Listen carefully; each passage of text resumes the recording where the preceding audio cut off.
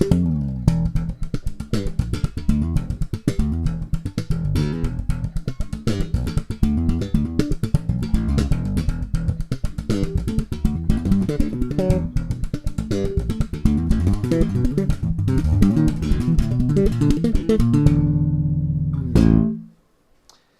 welcome to the third installment for Bass Musician Magazine. My name is Riendeau, and in this lesson I thought I would cover something I get asked about a lot, and that is slapping triad arpeggios.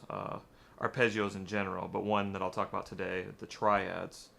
I use a couple different fingerings for this, and I'll explain why in a moment, but first let me get you started with one of the fingerings that I use. So for the first example, we'll start with a C major triad.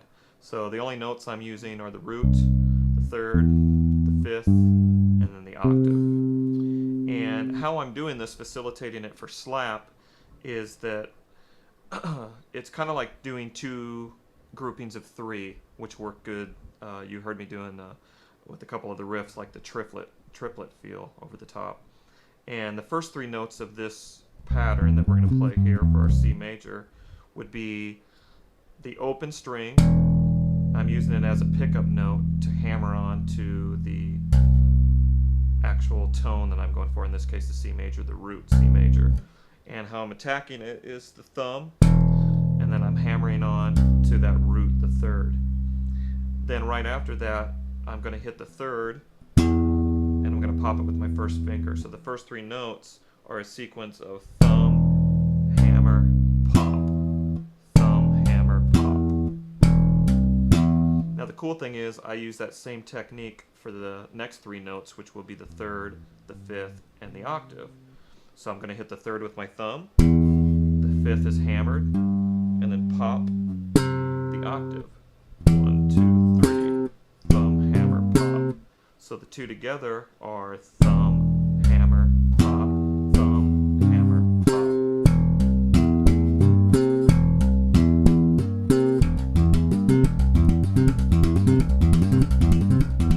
You can see it's a real economy of motion, so you can kind of build it up to speed a little bit. It sounds pretty cool. Okay, now with that shape, I will take that and run it through. We have two other triads that are diatonic to the major key or major scale. Next one I'll do is a minor. So if we just flat the third but do the same sequence, we get now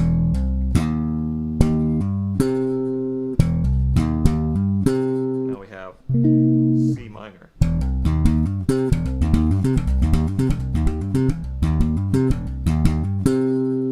And then we'll go ahead and take that shape and we'll flat the 5 to give us the diminished. So we have our octave stays in the same place, of course, but the same technique.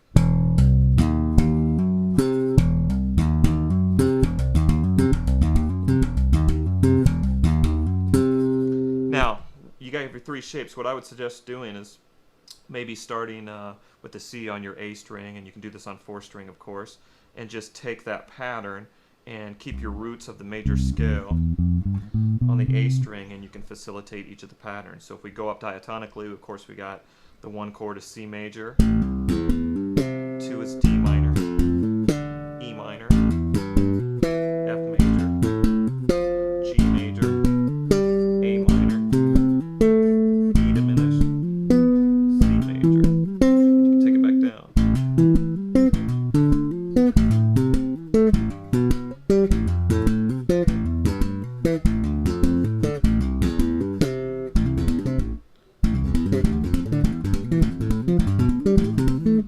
So on. Okay, so I told you there was 2 different patterns. The reason for this is if you stick to one pattern, the problem is you kind of got to move. It's based upon that second finger, and you got to move your second finger around. So if you're kind of playing through some changes, there's a lot of movement going on. So to get some more economy of motion, I'm going to show you another pattern that I commonly use. So let's go back to that C, but this time instead of starting it with the second finger, we're going to start it with our first finger. So our triad, which was here for C major, I'm going to go ahead and put that third, which is E, here, so I get this kind of a shape. And of course I have my octave. Now in this shape I do something a little different. I start out with the thumb, with doing a pickup note, and then the hammer on to the root. then I do another hammer onto the fifth. So the first three notes is thumb, hammer, hammer. Okay, now the next triplet, if you will, or grouping of three, would be to hit that E again with the thumb. And for my fifth, I'm going to pop it with my first finger. And for the octave, my second finger. So the last three notes is kind of this figure, something new, maybe for some of you. And all I'm doing is how we all go thumb, pop, is I'm just doing two pops. Thumb, pop, pop, thumb, pop, pop. So that in itself, if that's new, that might be something to practice. Of course, you can do it spread apart, different strings. But it's easy to get. See, it's just economy of motion, so you can really build up some speed. So again, the first three notes: thumb, hammer, hammer, thumb, 1, 2. Thumb, hammer, hammer, thumb, 1,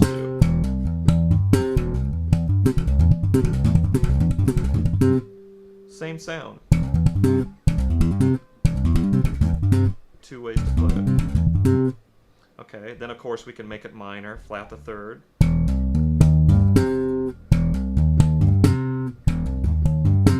I tend to bring my first finger up, I think, a lot because it just feels like I have more power than doing like my third finger like I normally would if I was just playing it. Okay, then to make it diminished, we would flat the 5, of course, so we get.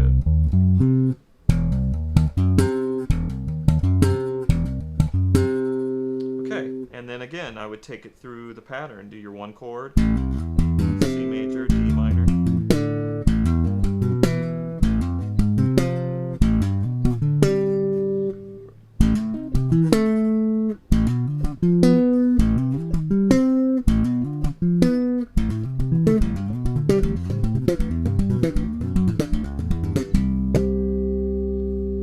Okay.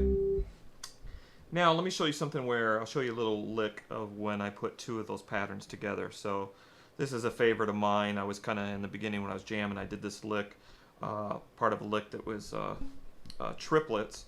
And what I did is kind of did a Coltrane turnaround, this thing of like major triads. And what I'm doing is I'm taking an E major triad and I'm doing the first finger shape. Then I'm going to go and do a G major triad, but I'm going to use the second finger shape because I left off right here, and there's where my second finger, it's just ready to go. Okay, then I moved from the root, a minor third up for a major, then I'm going to go a fourth over to C, and I'm going to start on this low C and do a first finger. And I'm going to do a minor third from that C, which gives me E flat major, with my second finger. So we have E, G, C, E flat. And they're all major. First finger shape, second finger, first, second.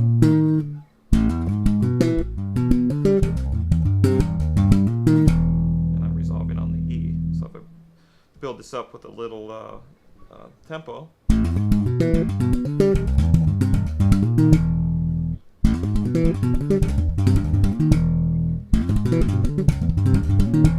And a groove.